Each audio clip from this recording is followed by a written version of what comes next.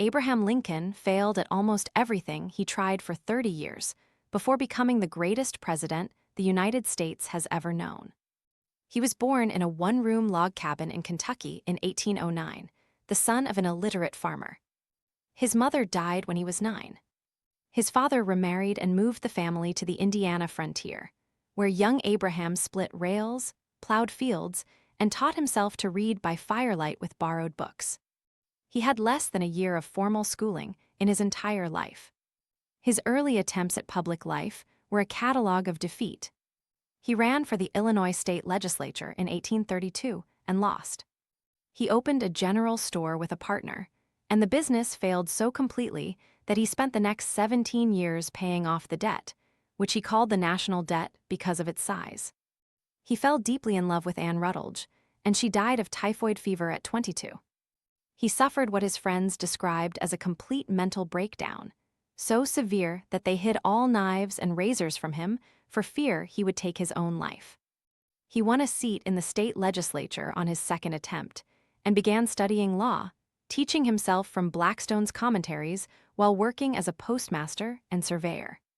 He became a lawyer and entered politics in earnest, but the losses kept coming. He ran for Congress and lost. He ran again and won, served one undistinguished term, and was not renominated. He sought appointment as Commissioner of the General Land Office and was rejected. He ran for the United States Senate in 1854 and lost. He was considered for the vice presidential nomination in 1856 and received fewer than 100 votes.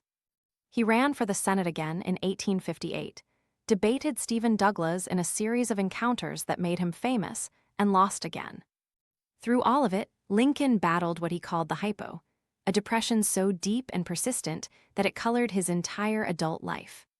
He told a friend that he was the most miserable man living, and that if what he felt were equally distributed to the whole human family, there would not be one cheerful face on the earth. Yet he did not let the darkness consume him. He developed a philosophy that suffering was not something to be avoided, but something to be endured and transformed into purpose. He told jokes constantly, not because he was happy, but because humor was the only thing that kept the despair at bay. In 1860, at the age of 51, Lincoln won the Republican nomination for president almost by accident, as a compromise candidate who was nobody's first choice. He won the general election with less than 40% of the popular vote in a four-way race. Before he even took office, 7 Southern states seceded from the Union, and by April 1861, the nation was at war with itself. Lincoln, who had never held executive office, never commanded troops, and never managed anything larger than a two-man law practice, was now responsible for holding together a fracturing nation in the bloodiest conflict in American history. He endured 4 years of carnage that killed over 620,000 Americans. His generals lost battle after battle.